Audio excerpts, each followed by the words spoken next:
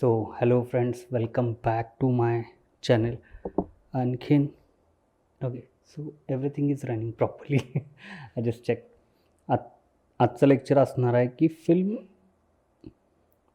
आपण फिल्म मेकिंगमध्ये आल्यानंतर ना आजच्या लेक्चरची मी एक छान सुरुवात करतो. हिंदीमध्ये एक म्हण आहे, अगर आपको तानसेन बनना है ना तो पहिले कानसेन बनो. म्हणजे जर तुम्हाला एक चांगली मूवी बनवायची असेल किंवा एक चांगली फिल्म बनवायची असेल तर चांगल्या चांगल्या फिल्म्स बघणं फार महत्त्वाचं आहे. मग ते बघत असताना कशा पद्धतीनं बघितल्या पाहिजेत, काय पर्स्पेक्टिव्ह असला पाहिजे हे पण महत्त्वाचं आहे. का उगाचच आपण बघत चुकलो आहे? नाही. त्यासाठी एक फिल्म मेकरची नजर असणं, जो ना देखे रवी वो देखे कवी. अरे वा. तर आजच्या ह्याच्यात आपण हेच बघणार आहोत की फिल्म विश्लेषणाची मूलभूत तत्त्वे काय आहेत, फिल्म मेकिंग हे आहे. सोडा आता मेन आपण मुद्द्यावर येऊया. What is analysis? Studying how a film made, म्हणजे चित्रपट कसा बनतो ही जर आपल्याला प्रक्रिया माहिती असेल तर आपण चित्रपट चांगल्या पद्धतीने बनवू शकतो. Understanding the meaning behind the scenes. आता लेखकानं एखादं वाक्य लिहिलं असेल तर वाक्य का लिहिलं आहे, तो संवाद का आला, हे माहिती असणं फार गरजेचं आहे. फक्त मनोरंजनासाठी जर तुम्ही फिल्म बघत असाल ना तर ठीक आहे, नॉर्मल ऑडियन्स म्हणून. खरं ॲज अ फिल्म मेकर म्हणून जर तुम्हाला काहीतरी करिअर करायचं आहे किंवा यामध्ये इंटरेस्ट असेल वेगवेगळ्या स्ट्रीममध्ये, तर तुम्हाला त्याची प्रोसेस माहिती पाहिजे. आणि फक्त मनोरंजन म्हणून न बघता एक अभ्यासपूर्वक एक पुस्तक म्हणून बघा एका फिल्मला, आणि त्यानंतर ना समीक्षण किंवा त्याची प्रोडक्शन कसं होतं आहे हे अभ्यासा. आता फिल्म ॲनालिसिस का गरजेचं आहे? फिल्म मेकिंगचे कौशल्य वाढते, तुमचं अंडरस्टँडिंग लेवल वाढते, प्रेक्षक म्हणून प्रेक्षकांवर काय परिणाम होतो हे जर तुम्हाला माहिती असेल तर तुम्हाला तुमच्या फिल्ममध्ये तुम्ही ते इलेमेंट ॲड करू शकता. कथा सांगण्याच्या तंत्राचा अभ्यास यामध्ये होतो. परत film making it's a visual story telling. आजच आमच्या इकडं शॉर्ट फिल्म मेकिंगचं कॉम्पिटिशन होतं, तिथं पण मी तेच सांगितलं, कथा सांगण्याच्या तंत्राचा अभ्यास. आणि हे तुम्ही यूट्यूबमध्ये देखील वापरू शकता. ह्याला मिझल सेन्स असं म्हणतात. हा जो वर्ड आहे मिझल सेन्स हा फार महत्त्वाचा आहे. यामध्ये दृश्य घटक काय असले पाहिजेत. ओके, तर आपण जेव्हा फ्रेम बघतो तर फ्रेममध्ये जे काय आहे ते मिझल सेन्स आहे असं आपण गृहीत धरू. आणि तुम्हाला हे काय आहे डिटेल मी पुढच्या स्लाईडमध्ये सांगतो. कथानक रचना, टोन, वातावरण, अभिनय आणि ध्वनी, ॲक्टिंग आणि साऊंड. ओके, तर आपण पहिला एक लक्षात घ्या, ह्याचा फ्रेंचचा मिझल सेन्स या फ्रेंच वर्डचा मराठी अर्थ एकच काय होते, मंचावर मांडणे. आता ज्यांनी एकांकिका स्पर्धा वगैरे केलेल्या आहेत त्यांना हे समजणं जरा जास्त सोपं जाईल. सपोज तुम्ही स्टेजवर आहात आणि स्टेजवर असताना तुम्हाला जे दिसतंय, ओके, त्यामध्ये नेपथ्य आलं, ॲक्टर्स आले, त्यानंतरनं तुमचा साऊंड ऐकू येतो ना, ओके, त्यानंतरनं तुमची प्रकाश योजना, ह्या सगळ्याचं कॉम्बिनेशन म्हणजे मिझल सेन्स. आणि फक्त व्हिज्युअल नाही तर त्याबरोबर साऊंड आणि वोकल्स पण आपण ऐकतो.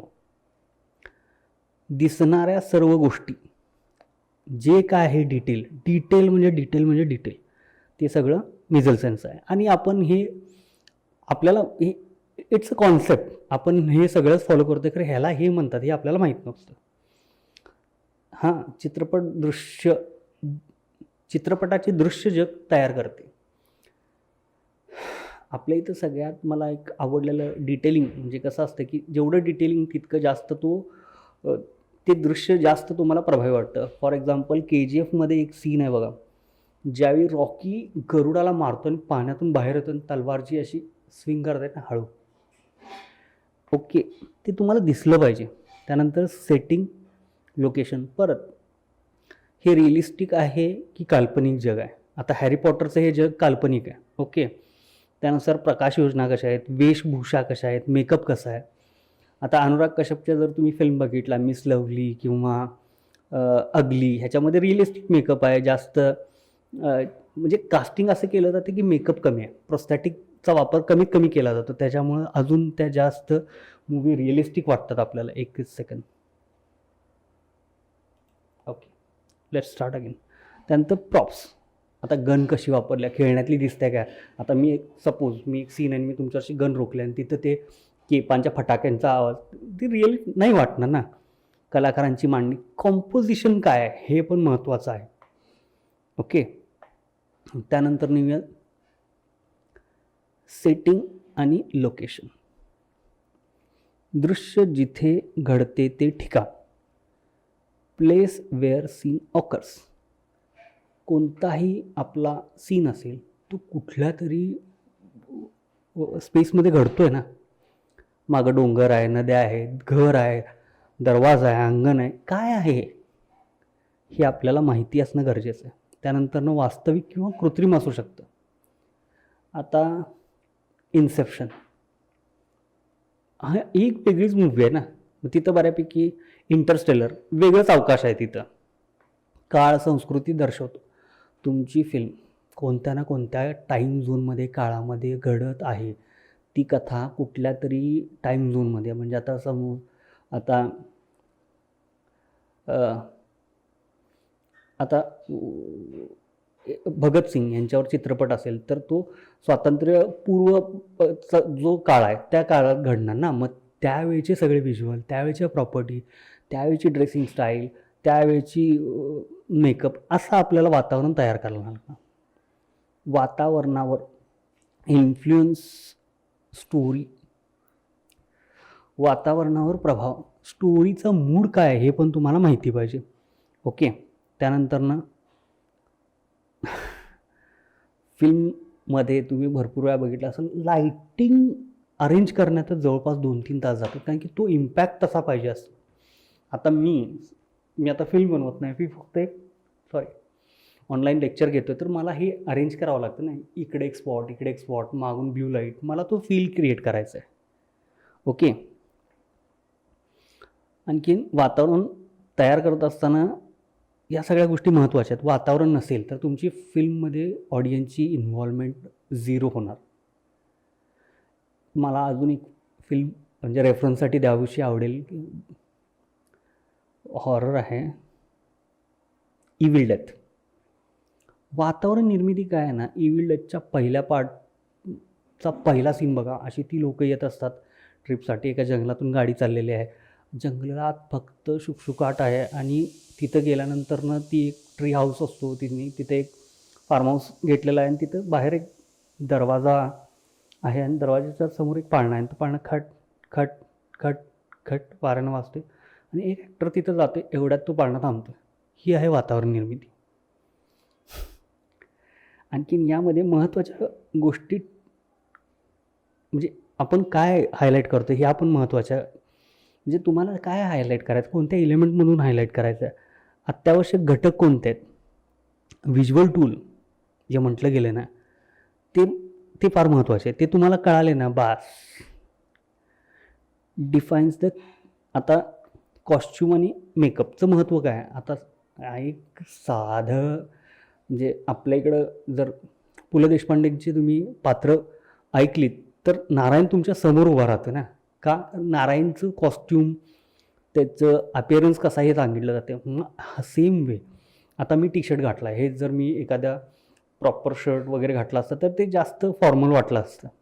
मला हे लेक्चर जरा कॅज्युअल नॉर्मल लेक्चर जशी होतात आपल्या क्लासरूममध्ये, मला तसं ठेवायचं नाही, एक इंटरॅक्टिव्ह सेशन ठेवायचं आहे. त्यामुळे मी असं टी शर्ट आणि हे सगळं, हा माझा ट्रीटमेंटचा पार्ट झाला. ओके, पात्रांची ओळख कळते, स्वभाव व सामाजिक स्थिती. आता एखादा गरीब माणूस आहे तर तो फाटकी कपडे घालूनच येणार ना, तो ब्लेझरमध्ये थोडीच येणार. ओके, त्यानंतर काळ दर्शवतो. आता धोतर वगैरे हे पहिल्याच्या काळात असायचं. आता महाभारताचा एखादा सीन आहे आणि तुम्हाला नाही, मी या कॅरेक्टरला एक ब्लेझर किंवा असा वेगळा लुक देतो. आता ह्याचं सगळ्यात एक गणलेलं उदाहरण म्हणजे आता प्रभासचा जो आला होता, तो नाव पण विसरलो मी, तर त्यात त्यांनी काय प्रयोगाच्या नावाखाली काहीतरी वेगळं करण्याचा प्रयत्न केला आणि तिथं तो अपील नाही झाला ऑडियन्सला. आणखीन तुमच्या कॉस्ट्यूम आणि मेकअपवरती तो किती रिअलिस्टिक आहे, तुम्हाला कॉस्ट्यूम आणि मेकअपचं वर एक जबरदस्त एक्झाम्पल बघायचं असेल तर नानकडवल बघा, कन्नडमधली. बेसिक कॉस्ट्यूम, नॅचरल मेकअप काय असू शकतं हे नानकडवलमध्ये आहे. खरंच तुम्ही बघा एकदा, यूट्यूबवर आहे, फ्री आहे. प्रॉप्स, पात्रांनी वापरणाऱ्या वस्तू. आता हा मी पेन वापरतोय तर हे माझं प्रॉप झालं. ओके, दृश्य अधिक जिवंत बनतात. Add details to the scenes. मला अजून एक एक्झाम्पल द्यायला आवडेल यामध्ये की गँग्स ऑफ वासेपूरमध्ये जेव्हा मनोज वाजपेयीचं कॅरेक्टर आणि पियुष मिश्रा त्याच्या रामाधीरची छत्री घेऊन ज्यावेळी सीनमध्ये येतात, कोर्ट किंवा काय असेल ते त्या ऑफिसमध्ये सरकारी, त्यावेळी त्या प्रॉपची व्हॅल्यू, त्यावेळी त्याचा इम्पॉर्टन्स समजतो. इन्सेप्शनमध्ये ज्यावेळी तू स्विम करतोय, असं तो ऑब्जेक्ट असतो, तो गोल गोल भिंगरी दाखवलं बघा, किती चांगल्या पद्धतीनं ऑब्जेक्ट वापरलेत. तसे तुम्ही object as a trigger point म्हणून पण वापरू शकता, प्रतिकात्मक अर्थ होऊ शकतो. आता फॉर एक्झाम्पल गांधीजींचा चष्मा, हे त्यांचं प्रतीक झालं ना, कथा सांगण्यास मदत होते. ऑब्जेक्ट थ्रू पण तुम्ही एक तुमची स्टोरी पुढे जाऊ शकते. आजच्या मी ह्याच्यामध्ये एक पर्यावरणाच्या अवेअरनेसवर एक फिल्म मुलांनी बनवली होती. त्यांनी तो कुठून तरी तो सीन कॉपी केला, व्हिज्युअल कॉपी केला, तेच लक्षात येतं आपल्या.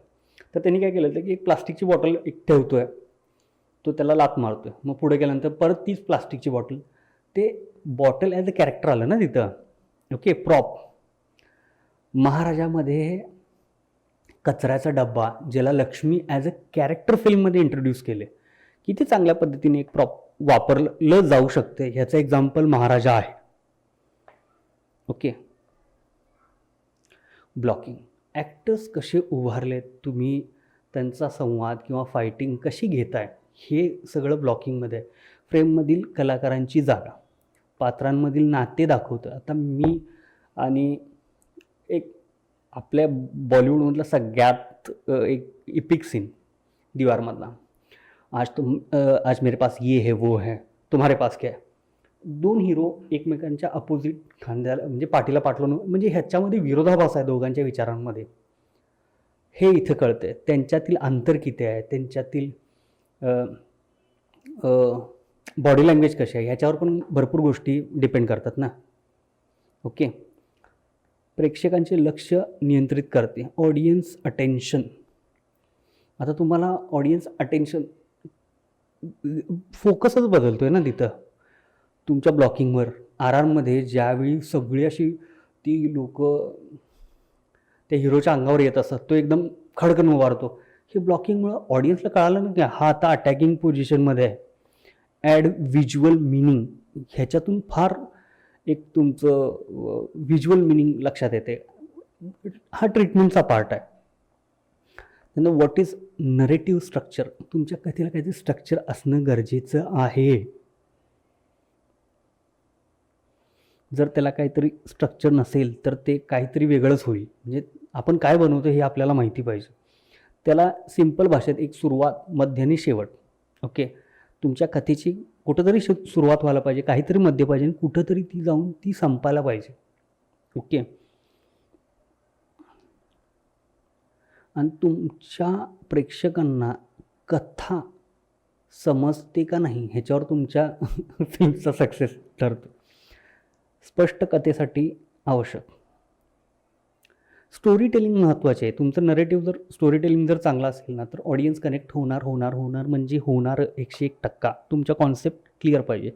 And most important 3 act structure, हे तुम्हाला सगळ्या ठिकाणी दिसणार. हा बेसिक फॉर्मॅट स्टोरी टेलिंगचा बेसच आहे. फर्स्ट सेटअप, ओळख. यामध्ये तुम्ही तुमच्या पात्रांची ओळख करून देताय, तुमची गोष्ट कुठल्या बाबतीत आहे, काय आहे हे कळतं. आणि त्यानंतर येतो संघर्ष,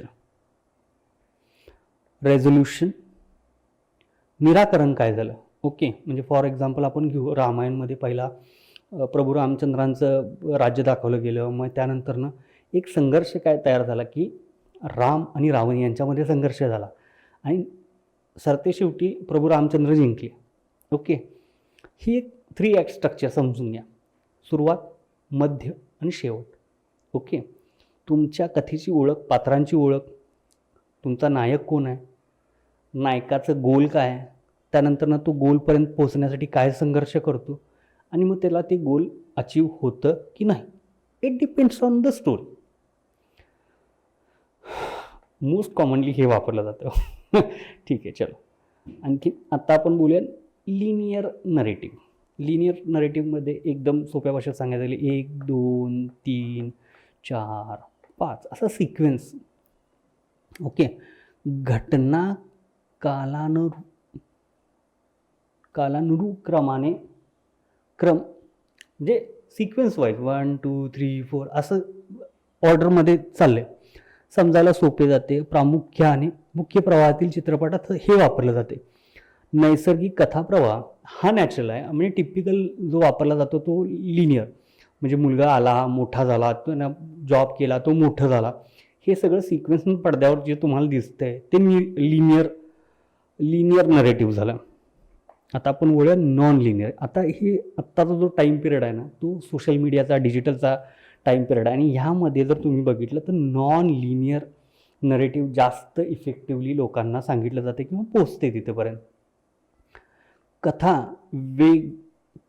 वेळेच्या क्रमाने सांगितली जात नाही. वेळेचा जो क्रम आहे ना, त्या क्रमाने सांगितले जात नाही. ह्याचं एक फार चांगलं उदाहरण द्यायचं झालं तर आय मूव्हीमध्ये तुम्हाला ओपनिंग सीनला काय दिसते की लग्न चालू आहे, आणि लग्नाच्या समारंभात सुरू होण्याआधी एक विद्रूप दिसणारा माणूस त्या नवरीला किडनॅप करतो. हा सीन आहे. मग तिथून पुढं तो माणूस कोण आहे, ती कथा कशी घडली, तो हिरोईन कोण आहे हे रिव्हील होत जाते. म्हणजे फ्लॅशबॅक नंतर मी दाखवला. ओके, कळालं. ओके, फ्लॅशबॅकचा वापर होतो. रहस्य, उत्कंठा यामध्ये वाढवली जाते. थ्रिलर, हॉरर, ॲक्शनमध्ये हे वापरतात. प्रेक्षकांचा सक्रिय सहभाग. ह्या नरेटिव्हचा एक प्लस पॉईंट काय आहे की नॉन लिनियरमध्ये ऑडियन्सला क्युरिओसिटी ऑडियन्सची वाढते. आता Baahubali part 1 part 2 non linear आहे ना, टोन आणि मूड. तर overall audience of the film, चित्रपटाचा एकूण भाव काय आहे, प्रेक्षकांना कसा वाटतो, गंभीर आहे, विनोदी आहे, किंवा आणखीन काय, दृश्य ध्वनीद्वारे पण तुम्ही तो मूड आणि टोन सेट करू शकता. इवन तुम्ही लाईटिंग किंवा तुमच्या ज्या आता कलर पॅलेट जे आहेत त्याच्यावरून पण मूड सेट करू शकता तुमच्या. व्हॉट इज मूड, आता हे मला आणखीन जास्त डीपमध्ये, म्हणजे मूड काय हे सगळ्यांना माहिती आहे. दृश्यातील भावनिक वातावरण चित्रपटात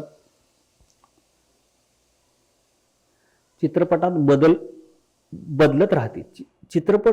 चित्रपटात म्हणजे मूड बदलत राहतो. म्हणजे मी हॅप्पी आहे, मूड खरं ओव्हरऑल तुमच्या स्क्रिप्टचा मूड काय हे पण महत्त्वाचं आहे. कशी जाते एकदम. प्रकाश, संगीत, अभिनय यांचा प्रभाव होतो तुमच्या मूड सीनचा. तुमच्या लाईटिंग, बॅकग्राऊंड म्युझिक काय आहे, अभिनय कसा आहे. परत मी म्हणतो ती जा तेरा रंग तमे तो चकदे. बघा, मूड ऑडियन्स इन्व्हॉल्व होते, इमोशनल पूर्ण तिथं हे केलेलं आहे. प्रेक्षकांच्या भावना ट्रिगर केल्या जातात, आणि तेच आपलं काम आहे. Okay, creating tone and mood. परत प्रकाश, हे करत असताना काय करायचं. ओके, तुम्हाला जर तुमच्या सीनमध्ये एक टोन आणायचा आहे किंवा मूड क्रिएट करायचा आहे, तर तुमचं लाईटिंग कसं आहे. आता मी इथं ब्ल्यू केलं आहे, ब्ल्यू. ॲक्शन असेल तर रेड. संगीत कसं आहे, फास्ट स्पीड असेल तर ॲक्शन असेल तर फास्ट स्पीड असणार, रोमॅन्टिक असेल स्लो एकदम स्टेडी. रंगसंगती कशा आहेत, म्हणजे डार्क असेल तर तुम्ही काळे कलर वापरा. It's a part of treatment. तुम्ही कलर सायकोलॉजीचा बेसिक अभ्यास केला तर तुम्हाला इथं कळून जाईल. कॅमेराची हालचाल कशी आहे हे फार महत्त्वाचं आहे. तुमचा कॅमेरा काय करतो त्या सीनला, त्याच्यावर त्या सीनचा मूड आणि ह्या सगळ्या गोष्टी. आता एकदम गंभीर सीन आहे तर स्टेडी असणार ना. ॲक्शन असेल तर कॅमेरा मुवमेंट पण असणार. हॉलिवूडच्या ह्याच्यामध्ये तुम्हाला बघा कॅमेरा जास्त ॲक्शन सीनची यावेळी हालचाल जास्त असते. ओके, त्यानंतर ना next applying film analysis to यूट्यूबमध्ये पण तुम्ही सेम अप्लाय करू शकता. हे प्रिन्सिपल यूट्यूबमध्ये आहेत. आता मी पण ह्याचा एक फायदा काय होतो की तुमच्या व्हिडिओमध्ये ऑडियन्सचं रिटेन्शन वाढतं आणि तुमचा एक ऑडियन्स तुमच्याकडे एक चांगल्या एक नजरेने पाहते आणि ऑडियन्स तुमच्याकडे फार तुम्ही जी आता फॉर एक्झाम्पल व्लॉगिंगमध्ये मी आपले जे कट्स आहेत फिल्मचे कट्स वापरले जातात, जम्प कट, मॅच कट, हे सगळे मी वापरतो. जम्प कट मी मोस्टली व्लॉगिंगमध्ये वापरतो. इथं मला त्या नॉलेजच्या म्हणजे फिल्म मेकिंगचे जर बेसिक प्रिन्सिपल तुम्हाला माहिती असतील तर तुम्ही डिजिटल कॉन्टेंट क्रिएशनमध्ये देखील ते यूज करू शकता. इवन रायटिंग स्क्रिप्ट, आता तुम्ही इरफान जनेचे जर शॉर्ट व्हिडिओज रील बघितल्या तर तुम्हाला त्या लूपमध्ये दिसतील. त्याचं बेसिक रिझन आहे की त्यानं नॉन लिनियर पद्धतीने लिहिलं. Okay, how to analyse a film. दृश्यांचे निरीक्षण करा. ऑब्झर्वेशन तुमचं चांगलंच पाहिजे. सीनमध्ये काय चालू आहे, डिरेक्टरला काय सांगायचं आहे, रायटरला काय सांगायचं आहे, ॲक्टर कसा परफॉर्म करायला, स्टेजिंग काय आहे, लाईटिंग कसं आहे, ट्रीटमेंट काय चालू आहे, कथानक ओळखा, नेमकं काय चालू आहे. ओके, मूड टोन लक्षात घ्या. एक फिल्म 10 नाही 20 वेळा नाही 50 वेळा बघा, तुमच्या लक्षात येईल नेमकं काय म्हणायचं आहे मला. दिग्दर्शकाचा हेतू, अगेन दिग्दर्शकाला काय सांगायचं आहे. रायटरनी स्क्रिप्ट लिहिली, त्यांना त्याचं मत मांडलं, दिग्दर्शक त्याचं मत मांडतो, ॲक्टर ॲक्टिंग करून त्याची ॲक्टिंगमधून त्याला जे ऑडियन्सला सांगायचं आहे ते सांगतो. ऑल ओव्हर समरी आपण ह्याचा एक बघू आपण. चित्रपटाचा अर्थ कसा व्यक्त होतो याचा अभ्यास करणे. ओके, त्यानंतर ना परत डिटेलिंग काय काय आहे, कथानक रचना, कथा मांडते, टोन प्रभावी, हे एक बेसिक एलिमेंट आहेत जे आपल्या फिल्मचे. हे जर तुम्ही फिल्म बघत असताना ना एक फिल्म मेकर म्हणून बघा, नॉर्मल ऑडियन्स म्हणून नाही. असं इमॅजिन करा की तुम्ही त्या फिल्मचे डिरेक्टर आहात आणि ती फिल्म अनलॉक करा. म्हणजे आपण लहानपणी खेळणं आणल्यानंतर कसं खोलून वगैरे बघायचो काय तसं फिल्म पूर्ण बघा. डिरेक्टरच्या अँगलनी बघा, रायटरच्या अँगलनी बघा, त्यानंतर तुमचा साऊंड कसा डिझाईन केला तर त्या अँगलनी बघा, ॲक्टिंगच्या अँगलनी. आरामात जोपर्यंत तुम्ही जास्त फिल्म बघत नाही ना तोपर्यंत, अगेन मी तेच वाक्य म्हणतो, अगर तानसेन बनना ना भाई पहिले कानसेन बनो. सो आता पण इथं थांबूया. आजचं लेक्चर इथं संपलं आणि तुम्हाला हे लेक्चर कसं वाटलं मला कॉमेंट करून नक्की सांगा. स्टे ट्यून, नेक्स्ट लेक्चर अजून आपण मजेशीर बनवू. So see you in next lecture. Bye.